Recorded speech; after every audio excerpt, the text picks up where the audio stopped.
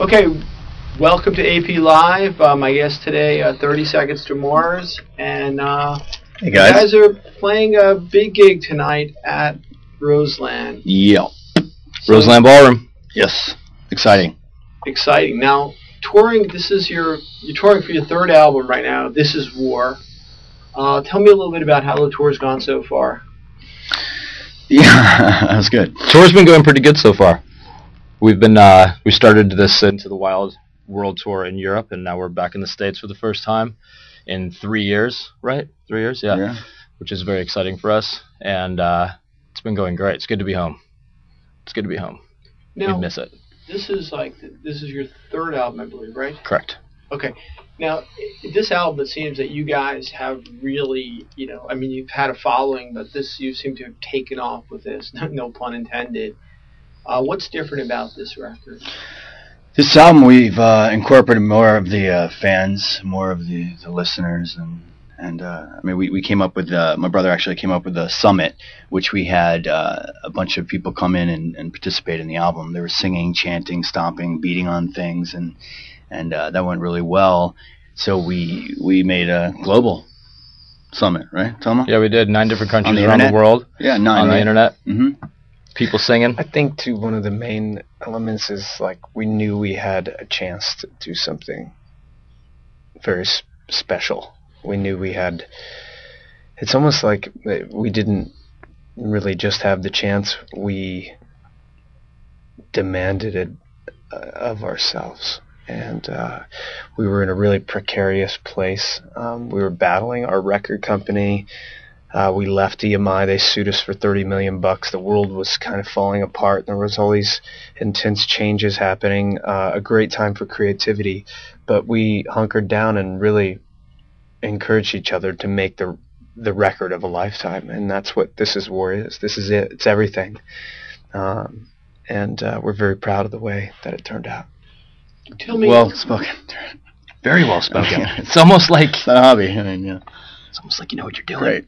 Now, this obviously, what you're saying is that in this despair, there was also it fed a creative cycle.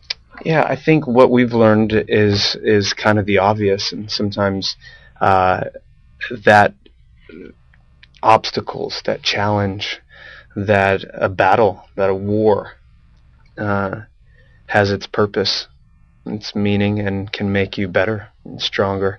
It certainly made us, I think, closer as a band, as a group of individuals working together. It helped make the song stronger, and it helped make the record the way everything that we wanted it to be. Mm-hmm. Yeah, absolutely. And, what's been exciting is launching this worldwide tour, which is called Into the Wild. And we started in Europe in arenas, and now it was our first ever arena tour, so that was a huge deal for us and really exciting and humbling and just mind-blowing, and we're so grateful for that experience. In about six or 7 weeks we were in Europe, and now we're kind of cramming that energy into these shows in America, and it's been a long time coming. 3 years, I think maybe 4 years since we played New York proper. Yeah, no, you're right. New York City. And so it's great to return. It's great to come home. Now, back to the writing process for this record, you described the period.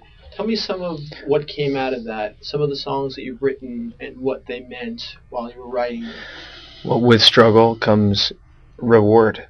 And in this case, there was no shortage of creative energy. And we worked with a couple of the best producers in the world. Our first producer is a guy named Flood, and he was a wonderful person to help us kind of set the foundation for the record. And then Flood, if you don't know out there, has worked with U2 and Nine Inch Nails, Smashing Pumpkins, PJ Harvey, Sigur Rós, and on and on and on and on, Depeche Mode.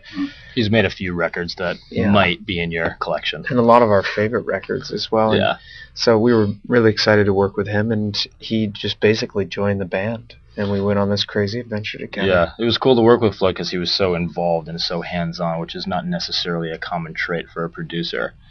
It's nice. It was fun. He taught us a lot.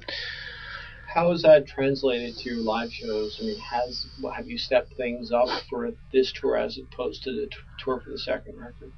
Oh yeah, absolutely. I mean, I think just the songs themselves on This Is War lend themselves to stepping it up, as you said. You know, sometimes the shows feel like a cross between Cirque du Soleil and Genghis Khan. Yeah, invading a country. It's like it's pretty good.